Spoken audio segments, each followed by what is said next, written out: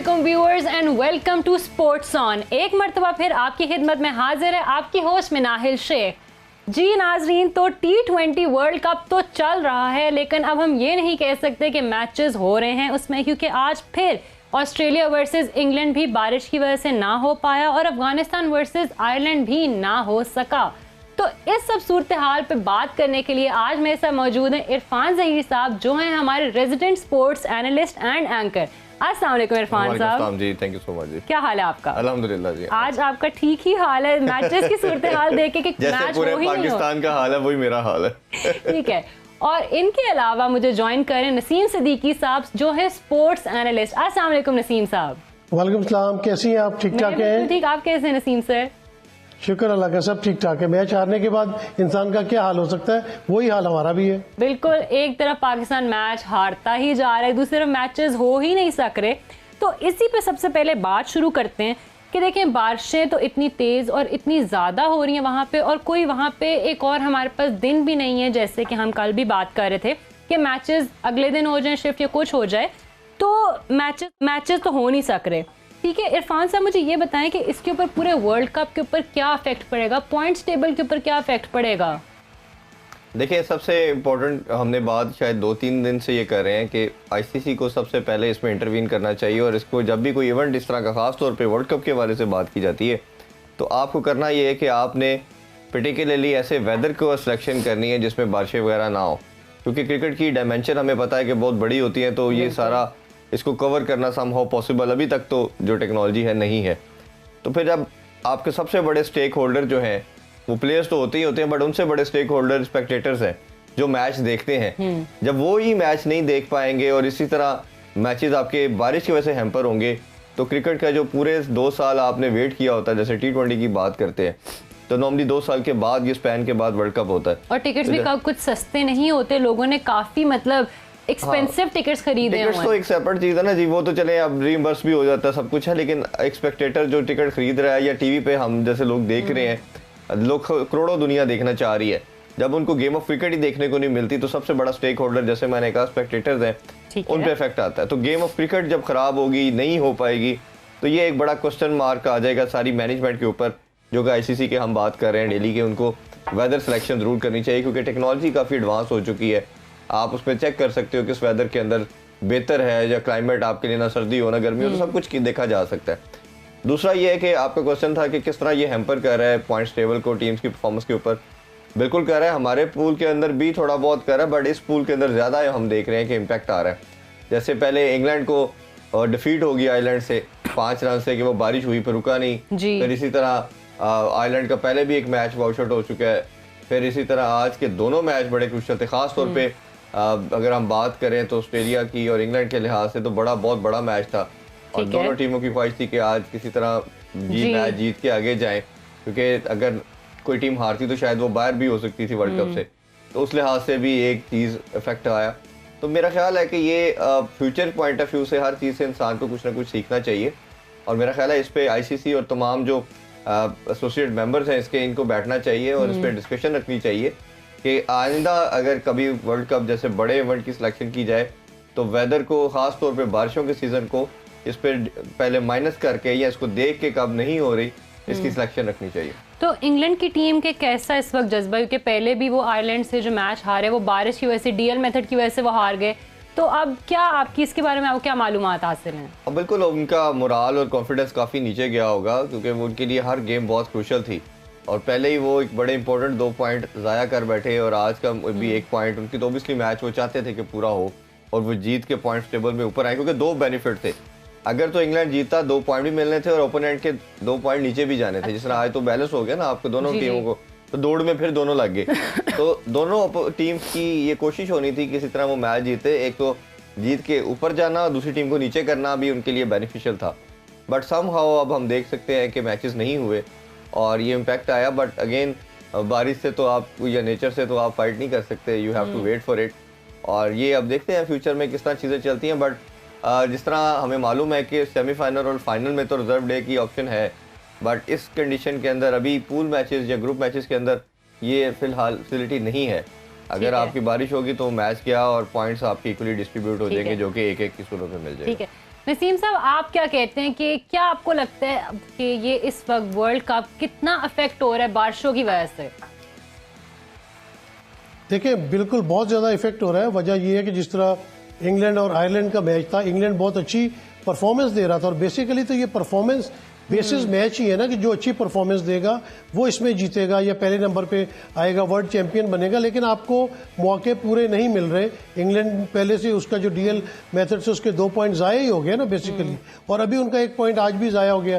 तो अगर इस तरह पॉइंट ज़ाया होंगे अच्छी टीमों के और वो फाइनल में या सेमीफाइनल में नहीं पहुंच सकते, तो इस तरह तो वो क्रिकेट लवर्स को जो क्रिकेट देखने चाहते हैं। अच्छा, दूसरी बात ये कि क्रिकेट देखने को नहीं मिल रही, पूरा मैच नहीं हो रहा, या आधा मैच ज़ाया हो रहा है। इरफान ने एक बड़ी अच्छी सजेशन दी है कि वेदर की आप फोरकास्ट देख लें, लेकिन इसमें मेरी एक दूसरी सजेशन भी है कि आप वेन्यूज ऐसे सिलेक्ट करें। अगर आपको इन्हीं डेट्स में करवाना है और इन्हीं डेट्स में अगर यूएई के वेदर बहुत अच्छा है, पाकिस्तान का वेदर बहुत अच्छा होता है, या किसी दूसरे कंट्रीज है, साउथ अफ्रीका है, उसमें वेदर क्लियर होता है। जैसे अभी नवंबर या दिसंबर में आप जाएंगे तो ऑस्ट्रेलिया में भी वेदर क्लियर हो जाएगा, वहाँ पे समर शुरू हो जाएगा। या यूके में जुलाई से समर शुरू होता है और बड़ा उसमें जो है अपना ड्राई वेदर होता है। तो ऐसा देखें कि जहाँ पे ड्राई वेदर हो, पूरे मैच हो, लोगों को मैच देखने में मिले। जिस तरह आपने देखा कि यूएई के अंदर जो सीरीज होती हैं उनमें कितना मजा आता है कि पूरा मैच होता है, 200 रन दोनों टीमें बनाती हैं, 400 का स्कोर देखने को मिलता है T20 मैचेस में। तो बेसिकली लोग तो छक्के चौके देखना चाहते हैं या विकेटें उड़ती हुई देखना चाहते हैं। तो ये आईसीसी को रिवाइव करना पड़ेगा, क्योंकि अगर इस तरह बारिश से अच्छी टीमों के पॉइंट्स ज़ाया होंगे तो फिर फाइनल या सेमीफाइनल का मजा नहीं आएगा। वही ना, क्रिकेट एक ऐसा स्पोर्ट है जिसके बहुत ज्यादा स्टेक होल्डर्स होते हैं, शायकीन क्रिकेट होते हैं, उसके ऊपर टीम्स होती है। मतलब ये खुद सोचने की बात है कि टीम्स के ऊपर इस वक्त क्या मेंटल स्ट्रेस होगा कि पॉइंट्स उनको मिल नहीं सक रहे, वो खुद अपने लिए जीत नहीं सक रहे, परफॉर्मेंस अपनी दिखा नहीं सक रहे। तो इस तरह क्या होगा फिर इरफान साहब, सेमीफाइनल और फाइनल के वक्त अगर अल्लाह ना करे बारिश होगी तो फिर वो भी इसी तरह पॉइंट्स के ऊपर वो अवार्ड कर दिया जाएगा? देखिए, अभी तो फिलहाल सेमीफाइनल और फाइनल के लिए तो रिजर्व डे रखा गया है, तो वो तो मोस्ट लाइकली करवा लेंगे ये, क्योंकि सारा दिन, अब 2 दिन तो नहीं मेरा ख्याल के बारिश चल सकेगी, और आपको हार्डली इसमें 3-3.5 घंटे का स्पैन ही चाहिए, तो वो निकल आएगा, वो तो आप करवा लेंगे। और उस सेमीफाइनल वाले दिन भी एक ही मैच होना है, तो आपका ज्यादा यही होगा कि मैच होना है तो आप इजीली उसको मैनेज कर सकेंगे। ठीक है। असल प्रॉब्लम जो आ रहा है ये ग्रुप स्टेजेस के अंदर आ रहा है, और ग्रुप स्टेजेस के अंदर आपके बैक टू बैक किसी दिन, जैसे कल 3 मैचेस थे, आज 2 मैच हैं। लेकिन ये भी तो अनफेयर है। देखें, एक टीम के ऊपर जो कि अच्छा खेल सकती थी, लेकिन वो खेल ही नहीं सक रही बारिश की वजह से। यही बात कर रहे हैं ना हम कि आईसीसी को चाहिए कि आपने इस तमाम चीज़ों को पहले कंसिडरेशन में रखे। जब भी आपने, जो नसीम साहब बात कर रहे थे उसमें मैं एक चीज़ ऐड करता रहूँ, कंट्री की पहले ही डिसीजन हो जाता है, ऑलमोस्ट 5-6 साल पहले आईसीसी अपनी रिलीज जारी कर देता है कि किस कंट्री में कौन सा इवेंट होना है। उसमें एक सिस्टम बना हुआ है जिसमें लेट्स सपोज अगर लास्ट वर्ल्ड कप यूएई के अंदर हुआ था, फिर अभी ऑस्ट्रेलिया में आया, अगला वर्ल्ड कप वेस्ट इंडीज़ और उसमें यूएसए में होगा। तो इस तरह एक पूरी पहले ही स्केड्यूल आया था। तो इस तरह कोशिश की जाती है कि पूरी दुनिया को जो इसमें शामिल है क्रिकेटिंग नेशन, उनको उसमें इसका पार्ट रखा जाए ताकि इक्वल डिस्ट्रीब्यूशन हो सके, स्पेक्टेटर के लिहाज से भी, उस कंट्री के लिहाज से भी। जैसे काफ़ी अरसे से पाकिस्तान में टीम नहीं आई थी, तो अब आईसीसी ने डिसाइड किया है कि एशिया कप होगा नेक्स्ट ईयर पाकिस्तान में, फिर उसके बाद 2025 में चैंपियन ट्रॉफी पाकिस्तान में होगी। तो इसी तरह बाकी कंट्रीज़ में भी डिस्ट्रीब्यूशन होती है। बट हमारे लिए मेरा ख्याल है शायकीन क्रिकेट के लिए बहुत बड़ी एक चीज़ होगी कि हमारे कंट्री के अंदर दोबारा क्रिकेट रिवाइव हो रही है, और इस तरह बड़े इवेंट एशिया कप या चैंपियन ट्रॉफी जैसे इवेंट भी होने जा रहे हैं। और इंशाल्लाह अगर ये 2 सक्सेसफुल होते हैं तो मेरा ख्याल है कि आईसीसी ज़रूर वर्ल्ड कप को भी कंसिडरेशन में रखे, क्योंकि 96 के वर्ल्ड कप के बाद कोई वर्ल्ड कप का इवेंट अनफॉर्चुनेटली पाकिस्तान में नहीं हो सका। तो ये एक बड़ा हमारे लिए ज़बरदस्त चीज़ होगी। और प्लस सिर्फ आपने करना क्या है कि आपने फोरकास्ट को पहले फोरसी करना है, देखना है, और उसके अकॉर्डिंगली अपना आपने जो फिक्सचर है उसको बनाना है। क्योंकि अगर आपको लगता है किसी टाइम के अंदर, किसी मंथ के अंदर जो आपको लग रहा है तो उसमें अवेलेबिलिटी के लिहाज से मसला है या आपका वेदर का मसला, तो उसको ऑल्टर करें।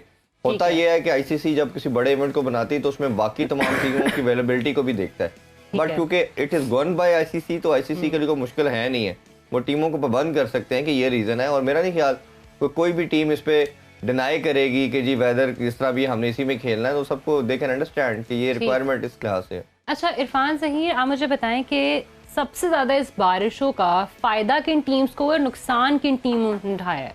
देखिए फ़ायदा तो हम जब ग्रुप स्टेजेस के पॉइंट ख़त्म होंगे तब बात कर सकते हैं किसको ठीक है। हुआ, बट अभी तो सबको नुकसान ही हो रहा होगा। ठीक है, अभी एक सब नुकसान में ही हैं। नुकसान में ही, क्योंकि अभी हर टीम चाहती है खेले और मैच जीते। हम यहाँ डे टू डे बेसिस के ऊपर बात कर सकते हैं, जैसे उस दिन जिम्बाब्वे को एक पॉइंट मिल गया साउथ अफ्रीका के अगेंस्ट, या आयरलैंड को मिल गया, वो मैच इंग्लैंड शायद पूरा होता तो वो अपने नाम कर लेता। तो अभी के लिहाज से तो हम इंडिविजुअल बेसिस के ऊपर बात कर सकते हैं, but on the larger scale में कौन सी टीमें जो नेक्स्ट 4 में, सुपर 4 में सेमीफाइनल के लिए कर रही हैं, उनको किस किस मैच में उनको डेंट किया था बारिश ने, किसको बेनिफिट दिया था, इस पे हम आगे इंशाल्लाह जो अपनी ट्रांसमिशन है उस पर बात करते रहेंगे। ठीक है, इस मौके पे हम लेते हैं एक छोटी सी ब्रेक, कहीं जाइएगा मत, we will be right back. Welcome back जी नाजरीन। तो बाकी टीमों की बात तो होती रहेगी, लेकिन अब हम थोड़ा सा वापस आते हैं पाकिस्तानी टीम के ऊपर। और इरफान साहब मुझे बताएं कि क्या चल रहा है आजकल, हमारी किस्मत क्या बहुत ख़राब चल रही है या क्या हुआ है कि हम फिर से, मतलब एक कमज़ोर हरीफ, ऐसा जिम्बाब्वे से ज़्यादातर पेशेंट गोई तो यही थी कि नहीं हारेंगे, ज़्यादा चांसेस पाकिस्तान के हैं, तो क्या हुआ कल के मैच में, क्या हो गया एकदम से? लिटरली मैं यही पूछ रही हूँ कि हुआ क्या। देखिए, इसको बड़े लार्जर स्केल के ऊपर डिसेक्शन रिक्वायर्ड है। तो मेरा मानना ये है कि इस हार के पीछे जो सबसे बड़ी रीज़न थी वो पिछले मैच का प्रेशर था। ठीक है, जिस तरह पिछला मैच ज़्यादा आप कंट्रोल में था पाकिस्तान के, और जिस पोजीशन पे पाकिस्तान खेल रहा था और जिस तरह अच्छा जा रहे थे हम लोग, और जिस तरह फिर हमने 3 ओवर में ऑलमोस्ट 48 रन करवा लिए अपने अगेंस्ट, वो अब पाकिस्तानी प्लेयर से डाइजेस्ट नहीं हुई हार, और उसका प्रेशर जो था वो साफ नज़र आया। कल बॉडी लैंग्वेज के अंदर भी ट्रांसफ़र हुआ, कल के मैच में भी। कल के मैच को मनाहिल अगर हम बहुत लंबे स्केल के ऊपर डिस्कशन करें तो मैं इस पर आपको बताना चाहूँगा काफ़ी ज़्यादा रीजंस हैं। सबसे पहले तो मैं इसके नंबर 1 बात करूँ तो टीम सिलेक्शन ठीक नहीं हुई थी। टीम सिलेक्शन के अंदर एक तो ओवरऑल स्क्वाड की मैं बात कर रहा हूँ, दूसरा कल की मैं बात कर लेता हूँ। ओवरऑल स्केल के ऊपर हमने बात करें तो सबसे एक ही हमारा टॉपिक ऑफ डिस्कशन कहना चाहिए, मिडिल ऑर्डर पे बात करते हैं। ठीक है, उसमें हमने देखा कि 2 प्लेयर मेरी नज़र में ऐसे थे जो आपके डोमेस्टिक में जो टीम का पार्ट हो सकते थे। एक हारिस सुहेल के वाले से बात हो रही थी, एक शुएब मलिक के और एक असद शफीक के। असद शफीक की बात करूँ, सॉरी, अब्दुल्ला शफीक के लिहाज से हारिस सुहेल T20 और ODI के अंदर मेरा ख्याल है कि सबसे रिलायबल और टेक्निकली साउंड बैट्समैन है। तो हारिस सुहेल को पाकिस्तानी टीम का स्क्वाड का पार्ट होना चाहिए था। शुएब मलिक के मैं फेवर में इसलिए नहीं था कि शुएब मलिक का जो स्टैट्स हैं वो पाकिस्तानी या UAE की कंडीशन के अंदर, एशिया की कंडीशन के अंदर बहुत ज़बरदस्त है। अगर आपका टूर्नामेंट उधर हो रहा होता तो वो आपकी नंबर 1 चॉइस थे without any single thought, but in condition के अंदर जहाँ बॉल ज़्यादा सीम या स्विंग या बाउंस करता है तो मेरा नहीं ख्याल कि शुएब मलिक आपके लिए बेहतर चॉइस हो सकते थे। दूसरा, आपके टोटल सर्किट के अंदर जो टेक्निकल वाइज सबसे साउंड प्लेयर है वो अब्दुल्ला शफीक है। आपने उनको ओपन पे भी खिला के देखा, जो लास्ट सीजन PSL का पाकिस्तान में हुआ, लाहौर के अंदर ने टाइटल जीता, उसमें भी बेस्ट परफॉर्मर जो रहे वो यही थे। अब्दुल्ला शफीक के पास तमाम शॉट्स भी हैं, टेम्परामेंट भी है, और ऐसे लड़के के ऊपर अगर इन्वेस्ट किया जाए जो कि आप दूसरे लड़कों पे कर रहे हो तो मेरा ख्याल है कि कंपैरिजन में वो बहुत अच्छी एक कमोडिटी थी। फिर कामरान गुलाम आपके पास एक बड़ा अच्छा टेक्निकल साउंड लड़का है, ठीक है, जिसने बड़ा रिसेंट पास्ट के अंदर बड़ा अच्छा परफॉर्म किया हुआ है। तो ऐसे लड़के जो टेक्निकल साउंड है और शॉट्स भी खेल सकते हैं, इन पे इन्वेस्ट करना चाहिए। अच्छा, फिर हम आ जाते हैं, चलें वो तो हम पार्ट होना चाहिए था। अब जो पार्ट बन गए लड़के, अब उन 16 लड़कों में से भी आपने जो प्लेइंग 11 बनानी थी वो आपने अच्छे तरीके से सिलेक्शन करनी थी। मैं कंटिन्यूसली 3-4 दिन से बात कर रहा था कि फ़खर आपकी टीम का पार्ट होना चाहिए। फ़खर जैसा प्लेयर जो है वो आपके टॉप ऑर्डर में आएगा तो आपको रन मिलेंगे, वो नहीं होगा तो आप रन नहीं कर सकते। आपने मिस्टेक की, फ़खर को चांस नहीं दिया। अच्छा, आपका फिर टाई था हैदर अली और आसिफ अली के दरमियान। अगर टीम मैनेजमेंट समझती थी कि हैदर अली ज़्यादा बेहतर प्लेयर है आसिफ अली से, तो हैदर अली का नंबर 3 या 4 है, हैदर अली का नंबर 6 नहीं है। कल आपने हैदर अली को 6ठे नंबर पे भेजा। ये क्रिकेट में ऐसा नहीं होता कि अगर कोई ओपनर है तो उसे मिडिल ऑर्डर भेज दें, मिडिल ऑर्डर है तो उसे ओपन करा दें, अगर कोई नई गेंद से बॉल करता है तो उसे डेथ ओवर के अंदर बॉलिंग करा दे, पुराना बॉल दे दे, पुराने बॉल से अच्छी करता है तो उसे न्यू बॉल दे दे। आप प्लेयर को प्रिपेयर करते हो, प्लेयर को भी अपनी स्ट्रेंथ और वीकनेसेस का पता होता है, थिंक टैंक को, मैनेजमेंट को भी पता होता है। तो ये टोटल डिजास्टर था कि आपने सिलेक्शन तो हैदर अली की बट उसकी जगह पे आपने जो नंबर सेलेक्ट किया, जिस नंबर पे आसिफ अली रिनाउंड है या खेलता है, उस पर भेजा। तो एक तो ये बैटिंग ऑर्डर के अंदर मसला आपको बड़ा क्लियर एविडेंट नजर आया। तीसरा, पहले दिन से जब से हम ये ट्रांसमिशन कर रहे हैं वर्ल्ड कप की, एक ही बात मैं डेली कह रहा हूँ कि बाबर का नंबर 1 नहीं बनता, बाबर का नंबर 3 बनता है। बिल्कुल, वो तो हो जाना चाहिए, क्योंकि आपके तीनों प्लेयर एक तरह के हैं, दोनों ओपनर और शान मसूद एक तरह क्रिकेट खेलते हैं। उसकी प्राइम एग्जांपल ये है कि कल आप बहुत एक वीकर ओपोनेंट के साथ, जो थर्ड टीयर की टीम आती है, पहले या दूसरे दर्जे की टीम नहीं, तीसरे थर्ड टीयर की टीम थी, उसने आपको डिफीट दी। और आज जब बहुत आपके फियर्स क्रिकेट खेली, मतलब अब उसमें देखें कि आपने कंपैरिजन करना होता है स्टैट्स की बेस के ऊपर। हमारा पावर प्ले के अंदर जो रन थे 28 for 2 था 6 ओवरों के अंदर, उन्होंने 47 बनाया, 47 या 48 किया, तो क्लियरली हम 20 रन शॉर्ट तो पावर प्ले में थे। जो आप 20 रन पावर प्ले में शॉर्ट है, उसको आपने कवर अप करना है, जो भी टोटल होगा आपका 130 है या 150 है, तो वो मिडिल ऑर्डर पे प्रेशर आएगा। जब उसको रन रेट आप दे रहे हो 8-9 का या 7 का व्हाटसोएवर, तो जब वैसे ही वो विकेट एक आधी लूज कर देंगी तो प्रेशर बिल्डअप होता जाएगा। कल के मैच में जो मिस्टेक की बात करें, जो सबसे क्रक्स इसकी बात करनी चाहिए, वो शादाब का आउट होना था।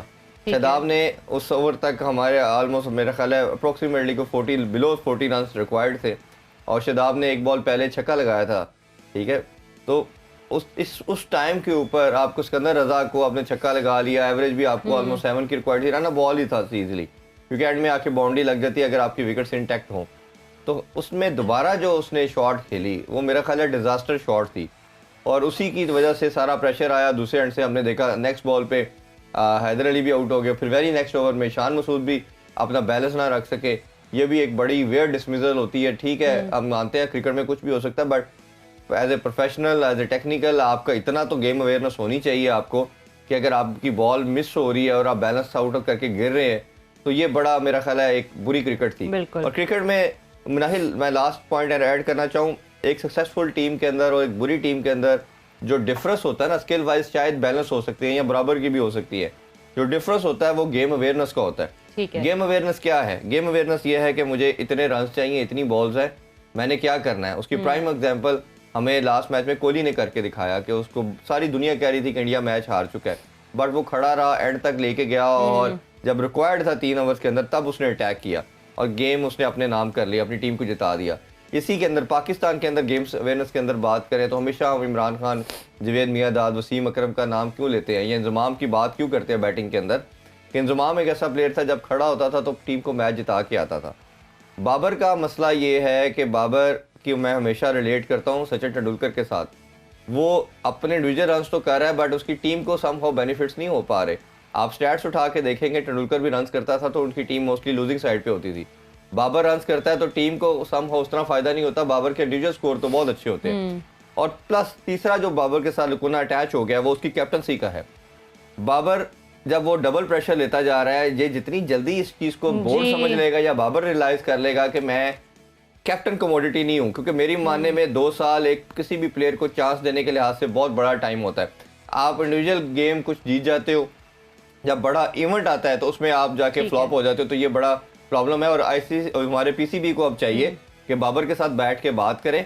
अगर बाबर ये प्रेशर नहीं हैंडल कर सकता, ये चीजें नहीं कर पाता, तो एज ए बैट्समैन वो खेले, एज ए कैप्टन किसी और को हमें अब ट्राई करना पड़ेगा। ठीक है।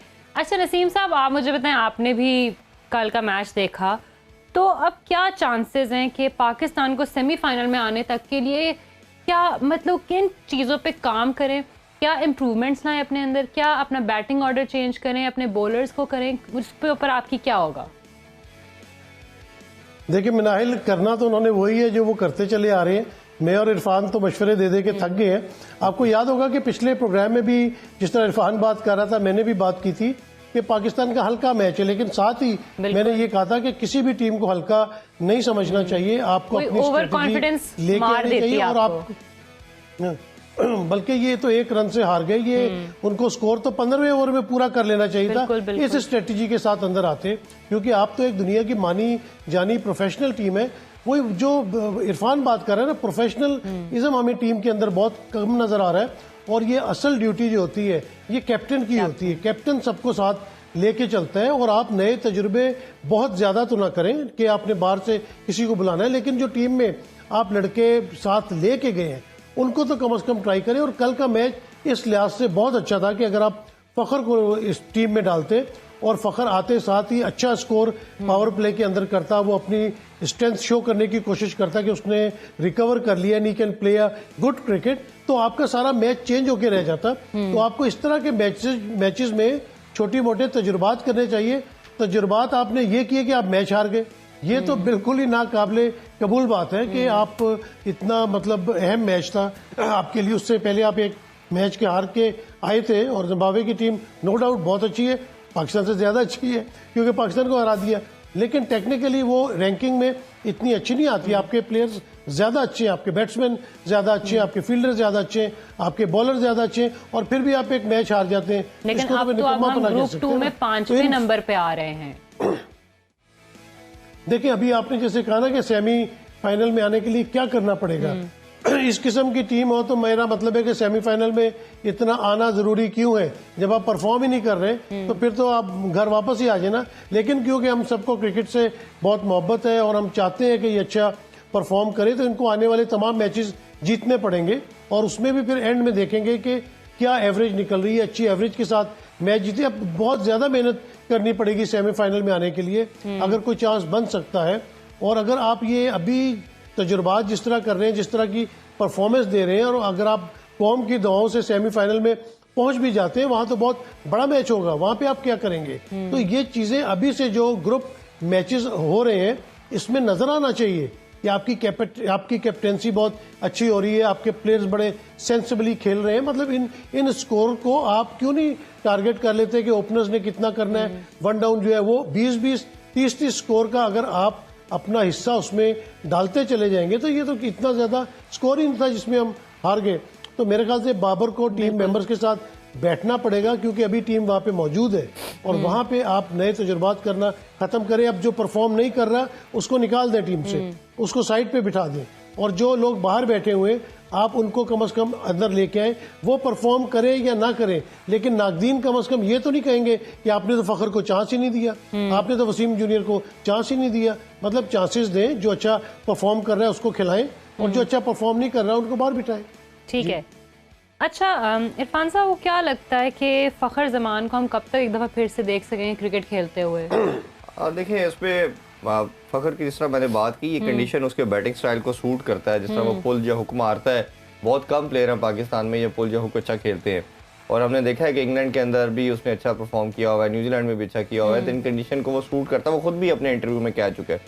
बट मुझे नहीं समझ आ रही कि ये जो मैनेजमेंट है उसको ये अवेयरनेस क्यों नहीं है कि फखर को ये कंडीशन सूट करती हैं, और जो दूसरे लड़के हैं वो ऑलरेडी इसमें प्रॉब्लम में आ रहे हैं और उनको नहीं खिलाना चाहिए। ऐसा प्लेयर जिसको कंडीशन सूट करती हैं उसको खिलाना चाहिए।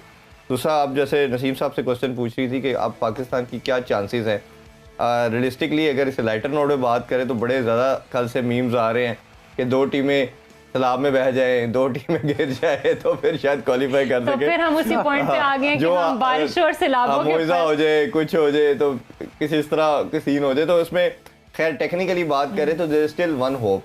वो रास्ता इस तरह है कि अगर पाकिस्तान नंबर 1 अपने सारे मैच जीते, उधर से जो साउथ अफ्रीका है वो भारत से भी हारे और हमारे से भी हारे, ठीक है, और एक उनका पॉइंट वैसे ही जिम्बाब्वे के गेस ख़त्म हो चुका है बारिश की वजह से, तो एक उधर से है। तीसरी साइड जो है वो जिम्बाब्वे भी है, जिम्बाब्वे को इंडिया भी हराए, उधर से कोई नीदरलैंड या बांग्लादेश में से भी कोई हराए। तो ये सूरत हाल सारी इफ एंड बट्स अटैच हो चुके हैं, जो हमेशा जब पाकिस्तान परफॉर्म अच्छा नहीं करता तो फिर हम ऑप्शंस की तरफ देखना शुरू करते हैं, कौन बचेगा, कौन जिंदा रहेगा, कौन मार जाएगा, तो फिर हम सर्वाइव करेंगे। तो सारी के सारी अब game entirely if and buts पे आकर रुक गई। जी नसीम सर, इरफान जिस तरह आप कह रहे हैं ना कि पहले तो हमें सिर्फ दुआ करनी पड़ती थी कि अल्लाह ताला पाकिस्तान की टीम जीत जाए, अब हमें बाकी मैचेस में भी बैठ के दुआ करनी पड़ेगी कि या अल्लाह ये हार जाए, ये जीत जाए, ये इसको हरा दे और ये इससे हार जाए, तो हमारी दुआओं में इजाफा हो जाएगा। जी वैसे अभी वो जो मीम्स की बात कर रहे हैं तो इस तरह, ठीक है, तो उस तरह मीम्स की जो बात कर रहे थे तो ठीक है, हम इसके इस वक्त छोटी सी ब्रेक, कहीं जाइएगा मत। Welcome back to sports on. अब हम कर लेते हैं कल के मैचेस की बात। तो कल है न्यूजीलैंड और श्रीलंका का मैच, और न्यूजीलैंड तो फर्स्ट जा रहा है अपने ग्रुप में, लेकिन श्रीलंका जा रहा है 5th नंबर पे। तो इरफान ज़हीर मुझे ये बताएं कि न्यूजीलैंड अगर फिर से जीते तो श्रीलंका तो बिल्कुल मतलब ख़त्म हो जाएगा, राइट? देखिए न्यूजीलैंड की पोजीशन बहुत बेहतर है और अभी वो सबसे स्ट्रॉन्गेस्ट साइड भी, one of the strongest side लग रही है, और मेरा ख्याल है कि जिस तरह की वो अप्रोच के साथ जा रहे हैं, खासतौर पे उनके ओपनर जो हैं एलन और कॉनवे, जिस तरह की वो पावर हिटिंग कर रहे हैं, और फिर मिडिल ऑर्डर के अंदर उनके फिलिप जो है और प्लस जो है निशम जो है वो ज़बरदस्त किस्म का फिनिशर भी हैं, तो मेरा ख्याल है एक बड़ी बैलेंस साइड है। बॉलिंग लाइनअप भी मुझे लगता है कि बहुत ज़बरदस्त किस्म की एक्सपीरियंस बॉलिंग लाइनअप है उनकी। तो न्यूजीलैंड के चांसेस ज़्यादा है और एक कंडीशन को बड़ी अच्छी तरह वो समझते भी हैं, इधर खेलते भी उनके लड़के बहुत ज़्यादा हैं। तो श्रीलंकन एशियन टीम सबको ये प्रॉब्लम आएगा कि वो इन कंडीशन के ऊपर ना थोड़ा स्ट्रगल करेंगे। ठीक है। बट श्रीलंका की एक और प्रॉब्लम भी है कि वो ज़्यादा बैंक भी स्पिनर्स के ऊपर कर रहे हैं, तो स्पिनर्स उनके पास बहुत ज़्यादा है नहीं है, सॉरी पेस अटैक ज़्यादा है नहीं है। तो वो स्पिनर को जब करेंगे तो स्पिनर को उन्होंने ऑलरेडी टारगेट किया होगा, क्योंकि स्पिनर की बॉल जिस तरह एशिया के अंदर ग्रिप करती है, स्पिन करती है, वो हो नहीं रही। जब आपकी बॉल ग्रिप नहीं करेगी तो बैट्समैन के पास ज़्यादा चांसेस है पावर हिटिंग का। तो मेरा ख्याल है न्यूजीलैंड जो है वो स्ट्रॉन्ग कैंडिडेट है, but as we said earlier कि it's a very rare chance कि आपकी कोई टीम अपसेट कर आपकी ले। वैसे आपको क्या लगता है कि कौन कल ज्यादा चांसेस रखते हैं जीतने के? जी मैं अभी बता रहा हूँ कि इन सारे स्टैट्स को जो प्लस माइनस को हम अगर कंपैरिजन में देखते हुए जो बैटिंग और बॉलिंग का, New Zealand is the strongest side. But in T20 format कोई अच्छा स्पेल, कोई अच्छा आपका पावर हिटिंग किसी बैट्समैन की तरफ बहुत से अनप्रिडिक्टेबल चल रहा है, जैसे हम बात करते रहते हैं, कुछ समझ नहीं आता कि विकेट कैसी है, उस पे स्पिनर्स को ज्यादा फायदा मिलेगा या जो दूसरे बॉलर्स हैं पेस को उनको मिलेगा, ये तो बड़ी क्लियर एविडेंट चीज है। बट ओवरऑल देखा जाए तो ये जो टारगेट कर रही हैं टीम्स वो स्पिनर पे ज्यादा अटैक कर रही हैं। ठीक है। तो स्पिनर को हमने देख रहे हैं कि उस तरह की क्वालिटी स्पिनिंग भी हमें नजर नहीं आई जिस तरह किसी टाइम पे हम शेन वॉर्न, सईद अजमल या इकलान मुश्ताक की देखते थे कि चाहे जिस तरह की मर्जी विकेट हो वो आके अपना इम्पैक्ट डालते थे। तो अभी किसी भी स्पिनर ने भी आके ऐसा बड़ा इम्पैक्ट नहीं डाला कि जिसने बॉदर किया हो बैट्समैन को। तो इसीलिए तमाम टीम्स का जो टारगेट भी है वो स्पिनर है कि स्पिनर पे अटैक करेंगे हम। तो मेरा ख्याल है कि ये उस सारी अच्छा, तो इरफान सर्कमस्टेंसेस आपको में क्या लगता है कि ये ऑस्ट्रेलिया का जो वेदर कंडीशंस हैं और जैसी पिच है, जैसी विकेट है, उसकी वजह से इतना अनप्रेडिक्टेबल हो रहा है सब कुछ? नहीं, वो जो टीम्स हैं उनको ऑब्वियसली ये वर्कआउट किया हुआ है। ऑस्ट्रेलिया को तो सबको मालूम है कि बाउंसी पिचेस हैं, बॉल जो है वो थोड़ा बाउंस करके आता है, थोड़ा स्किट करता है, तेज निकलता है। सिर्फ एक सिडनी ऐसा जगह है जहाँ सिडनी के अंदर बॉल थोड़ा सा ग्रिप करती है और स्पिन करती है। बाकी रेस्ट ऑफ जितनी भी उनकी विकेट्स हैं अगर हम उनकी देखें तो उन पे बॉल जो है पिचेस के ऊपर बॉल स्किट करता है, वो बाउंस भी ज़्यादा होता है। इन जनरल देखें तो ये हमें 99% तमाम जितने भी आपको मैचेस मिलेंगे उसमें बॉल आप देखेंगे कि पेस अटैक को मदद दे रहा है, स्पिनर को नहीं। और इसीलिए हमने भी कल पाकिस्तान ने 4 पेस अटैक के साथ गए और हमने देखा कि काफ़ी वो बेनिफिशियल रहा। ठीक है नसीम सर, आपको क्या लगता है कल न्यूजीलैंड और श्रीलंका का मैच है, तो किसका ज्यादा पलड़ा भारी लग रहा है आपको? मुनाहिल कहीं बारिश का पलड़ा ना भारी हो जाए अगर दोनों टीमों की अच्छा, नसीम सर का फेवरेट, नसीम सर की मुझे लगता है फेवरेट टीम जो है ना इस T20 चैंपियनशिप में वो बारिश है।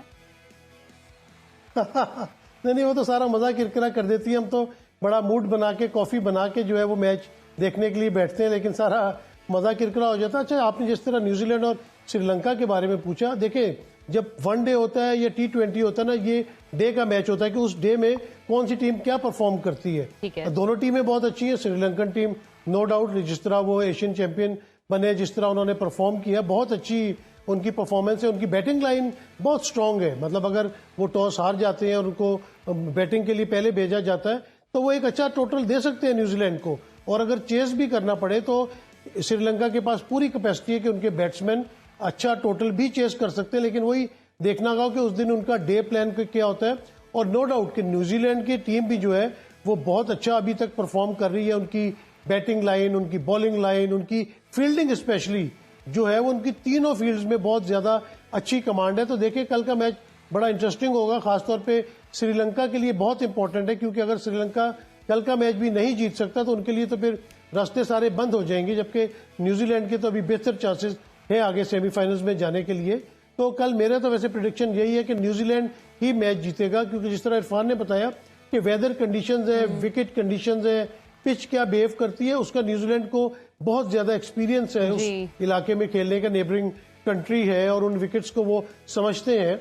और जबकि स्पिनर्स जो है वो अभी तक कोई भी खातिर ख्वाह परफॉर्मेंस नहीं दे सके। ये बेसिकली टोटली जो है इस वक्त बॉलर्स की या बैट्समैन की गेम जा रही है। तो श्रीलंका को बड़े अच्छे एक प्लान के साथ ग्राउंड में उतरना पड़ेगा कि अगर उनको पहले खेलना पड़ जाता है तो वो बैटिंग करके किस तरह एक बड़ा टोटल न्यूजीलैंड के सामने रखें, और अगर न्यूजीलैंड पहले बैटिंग करता है तो उनको किस तरीके से कंटेन किया जाए कि वो एक बड़ा टोटल ना कर सके। तो बड़ा प्लानिंग के साथ ग्राउंड में दोनों टीमों को उतरना पड़ेगा। और मेरा ख्याल है कि अगर मैच हो गया तो ये बड़ा इंटरेस्टिंग मैच होगा और आखिरी बॉल्स पे जाके मैच का फैसला होगा। ठीक है। नेक्स्ट हमारा जो अब आ रहा है 30 अक्टूबर को आ रहा है पाकिस्तान का मैच नेदरलैंड्स के साथ। इरफान मुझे बताएं उसके लिए आपकी क्या नसीहत है? अब ये मत कहिएगा नसीहत उन्होंने माननी नहीं है, लेकिन आपकी क्या नसीहत है कि पाकिस्तान को कैसे खेलना चाहिए? अच्छा, मेरा मानना ये है कि अब आप देखेंगे कि जो हमारे रिमेनिंग 3 मैचेस रह गए हैं उसमें हम अच्छा परफॉर्म करेंगे, और क्योंकि पहले ये प्रेशर में थे, प्रेशर में इनसे अच्छा परफॉर्म नहीं हो सका और दोनों जीते हुए हम फियर्स क्रिकेट खेलेंगे। हाँ, हम अपने डरों को साइड पर अब डर खत्म हो गया, अब आपको नथिंग टू लूज वाला सिलसिला आ रहा है। तो अब आप जब इस तरह के प्लान के अंदर आके गेम एग्जीक्यूट करते हो तो ज्यादा अच्छी क्रिकेट खेलते हो। अब डू और डाई हो चुका है। नहीं, डू एंड डाई तो खत्म ऑलमोस्ट तकरीबन हो ही चुका है। अब तो बड़ी टर्म्स एंड कंडीशन अटैच हो गई हैं दूसरी टीम के साथ भी। तो अब ये है कि हमारे पास कोई फेयर नहीं है, विदाउट फेयर क्रिकेट खेलेंगे तो मेरा ख्याल है कि पाकिस्तान के पास अब नथिंग टू लूज वाला सिलसिला आ रहा है। अब आप चेंजिंग भी करेंगे, अब मेरा ख्याल है फखर भी डालेंगे, अब आप दूसरे बैट्समैन को भी डालेंगे जिनको चांस नहीं दिया। तो मेरा ख्याल है वो भी जब जाके अब अपनी मैक्सिमम जो एफर्ट है उसको यूटिलाइज करेंगे, और जब आपके बैक ऑफ द माइंड को फेयर नहीं होगा कि हार जाएंगे तो क्या होगा, क्योंकि इससे वर्ष क्या हो सकता है जो ऑलरेडी 2 मैचेस में हो चुका है। तो मेरा ख्याल है कि पाकिस्तान अब तीनों मैचेस में अच्छा परफॉर्म करके दिखाएगा। ये तो नहीं होगा आप कह रहे हैं कि हम विदाउट अ फियर खेलेंगे, लेकिन 2 मैचेस लगातार हम हार चुके हैं।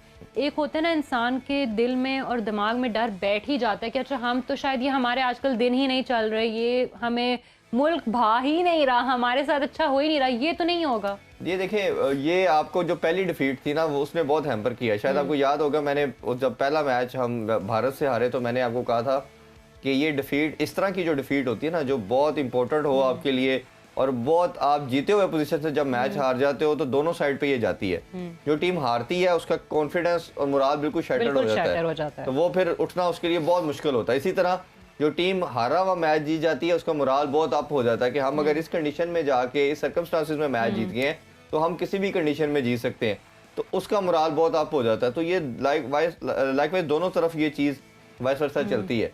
तो अब उधर भारत का कॉन्फिडेंस काफ़ी अप हो गया होगा इस विक्ट्री के बाद, हमारा बहुत नीचे चला गया। और कल का मैच तो मैं बार बार यही कह रहा हूँ कि हम उसी प्रेशर की वजह से हारे हैं। जो लास्ट मैच से हमने कैरी किया था उसी फेयर के साथ, उसी प्रेशर के साथ हम इस मैच के अंदर आए, और तमाम बैटर खास तौर पे हमारे वो उस प्रेशर के कहीं सब कॉन्शियस में लेके बैठे हुए थे, और उसी तरह ये अपने प्लान को एग्जीक्यूट करते हुए डर रहे थे कि कहीं हम आउट ना हो जाए, कहीं हम हार ना जाएं, और वही इवेंचुअली आपको आके उसने इफेक्ट किया और आप मैच हार गए। बिल्कुल ठीक है। इरफान, मेरे ख्याल से इरफान इनको चाहिए कि ये डर खौफ जो है जेन के अंदर से निकाल दे। हार जीत तो हर मैच में होती है। जिस तरह वो बाबर की वीडियो भी वायरल हुई थी जिसमें वो कह रहा था कि let's sit down and plan for the next match, तो हमेशा प्लान नेक्स्ट मैच के लिए करना चाहिए। और हर खिलाड़ी अगर अपना भी प्लान कम से कम कर ले, इनको जेल अप होना चाहिए, तमाम टीम को एक टीम बन के खेलें और आपस में डिस्कशन कर लें। अगर 2 बैट्समैन क्रीज के अंदर मौजूद है तो उनको चाहिए कि वो अपनी स्ट्रेटेजी बनाए कि मैंने ज्यादा सिंगल्स लेने,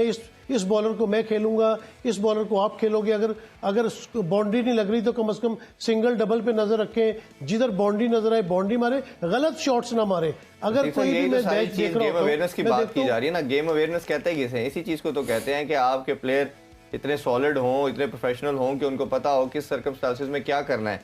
क्योंकि एवरेज प्लेयर और बड़े प्लेयर में यही तो डिफरेंस होता है कि एवरेज प्लेयर अपनी गलतियों से सीखता नहीं है, जो एक बड़ा नाम होता है, बड़ा प्लेयर होता है, वो सीखता भी है और उसको पता होता है किस सर्कमस्टांसेस में क्या करना है। जैसे मैंने जुनैद मियांदाद या इंजमाम की मिसाल दी, या ब्रायन लारा की दुनिया में हम नाम लेते हैं, रिकी पॉन्टिंग की लेते हैं, कि ये कुछ ऐसे बैट्समैन थे, माइकल बेवन की आपने भी जैसे उस दिन एग्जांपल दी, ये ऐसे बैट्समैन थे। ये फिनिशर क्यों कहते हैं कि जब ये विकेट पे खड़े हो जाते थे तो सर्कमस्टांसेस को रीड करते थे, ऑपोजिशन को रीड करते थे, किस बॉलर को अटैक करना है, किसको हमने सी ऑफ करना है, और किस साइड पे बाउंड्रीज छोटी हैं, किस साइड पे क्या, ये सब गेम अवेयरनेस का पार्ट है। तो ये मेरा ख्याल है एक कोच का भी काम है। और हम एक जहाँ कैप्टनसी पे बहुत ज्यादा क्रिटिसाइज करते चले जा रहे हैं, कैप्टन इस चीज को नहीं एग्जीक्यूट कर पा रहा, उधर मुझे कोचिंग का रोल भी जीरो नजर आ रहा है कि इतने ज्यादा 3-4 कोचेज आपके साथ, बॉलिंग कोच रहता, बैटिंग कोच रहता, एक हेड कोच रहता, और फिर असिस्टेंट कोच रहता। तो इतने कोचेस के बावजूद अगर आपके पास कोई प्लान ही नहीं है, किसी प्लेयर को यही माइंडसेट क्लियर नहीं है कि मैंने जाके करना क्या है, तो मेरा ख्याल है कि फिर आपको कहीं ना कहीं ये पता चलेगा कि आपकी कोचिंग के अंदर भी लैकनेस है, प्लेयर अपनी मर्जी कर रहे हैं या कुछ। इवेंचुअली वी कैन अंडरस्टैंड कि जाके प्लेयर नहीं जाके आप प्लेयर ने आके एग्जीक्यूट करना अपने प्लान को, बट कहीं ना कहीं उसका आउटकम नजर आना चाहिए कोच का भी। और मेरा ख्याल है कि अब जो टाइम आ चुका है, मिकी आर्थर की बात करता हूँ, हमें एक ऐसा कोच भी चाहिए अब जो जरा होल्ड रखता हो, जिसके पास गेम प्लान हो, वो जो रिसेंट करंट क्रिकेट चल रही है, मॉडर्न क्रिकेट, उसकी तमाम चीजों को समझता हो, ऐसा कोच हमें मस्ट रिक्वायर्ड अब। ठीक है जी। अच्छा इरफान, ये बड़ी अच्छी आपने बात की है। मुझे तो लगता है कि पीसीबी जो है ना वो इस वक्त एम्प्लॉयमेंट एक्सचेंज बना हुआ है। पहले हमने देखा है कि जब इमरान खान, मियादाद या माजिद खान का दौर होता था, इंतखाब आलम को हमने देखा था, वो एज अ कोच मैनेजर साथ जाते थे। अगर किसी भी सीनियर खिलाड़ी को जो ऑलराउंडर था, मैं मिसाल देता हूं, मैं कोई नौकरी के लिए उनकी रिक्वेस्ट नहीं कर रहा, कि मिसाल के तौर पे अगर जावेद मियादाद टीम के साथ जाते हैं तो वो बेहतरीन बैट्समैन थे, बेहतरीन फील्डर थे, और उन्हें यह भी पता था कि बॉलिंग किस तरह करानी है, किस तरह आपने बॉलिंग चेंजेस लानी है। वसीम अकरम बहुत अच्छे ऑलराउंडर थे, उनकी खिदमत हासिल की जाती है। इस तरह के और भी बहुत सारे प्लेयर्स हैं, मैं किसी के मजीद नाम नहीं लेना चाहता, कि आप उस तरह का एक बंदा लेके जाएं ताकि टीम को भी पता हो कि हमारा एक अफसर है। जहां पे बहुत ज्यादा अफसर होते हैं ना, वहां पे यही नतीजा निकलता है कि ना फील्डिंग सही हो रही है, ना बैटिंग सही हो रही है, ना अपना बॉलिंग सही हो रही है। तो इनको ये सोचना चाहिए, ट्रेंड कोच साथ भेजें, लेकिन एक होना चाहिए, और उसको जो है ना वो टीम को, वही हमारी बात जैसे आप कहते हैं कि जेलअप उनको करें और उनको परफॉर्मेंस की तरफ लेके आए कि मैच के अंदर आपने डिसीजन लेना है, उनके अंदर डिसीजन पावर होनी चाहिए, उनके नर्व्स स्ट्रांग होने चाहिए। क्योंकि जब आप आखिरी ओवर कराने लगेंगे, जैसे नवाज कराने आया, तो उसको खुद डिसीजन पावर होनी चाहिए कि मैंने किधर बॉल करनी है, किस तरह मैंने रन बचाने हैं, कितने रन बाकी रह गए हैं, और मैं किस तरह मैच को बचा सकता हूं। और हमने ये चीज देखी हुई है, हमने सकलैन मुश्ताक को आखिरी ओवर कराते हुए देखा है, हमने वसीम अकरम को आखिरी ओवर्स कराते हुए देखा है, हमने जावेद मियादाद को मैच फिनिश करते हुए देखा है, अपना इंजमामुल हक को, यूसुफ को, यूनुस को, मतलब यू नेम इट। तो कम से कम आपको मैच को इस तरह लेके चले आगे कि चलो एक आध रन से बड़ी टीम के साथ मैच है तो हार गए तो कोई ऐसी बात नहीं। ठीक है, बिल्कुल नसीम से यही हम होप करते हैं कि आप पाकिस्तानी टीम की जो आप नसीहतें देते हैं और जो इरफान जहीर देते हैं नसीहतें, उनके ऊपर अमल कर ले। इसी के साथ हम लेते हैं आपसे इजाजत। फिर से एक नई एपिसोड की स्पोर्ट्स ऑन के साथ हम आपकी खिदमत में हाजिर होंगे। तब तक अपना ख्याल रखिएगा। अल्लाह हाफिज।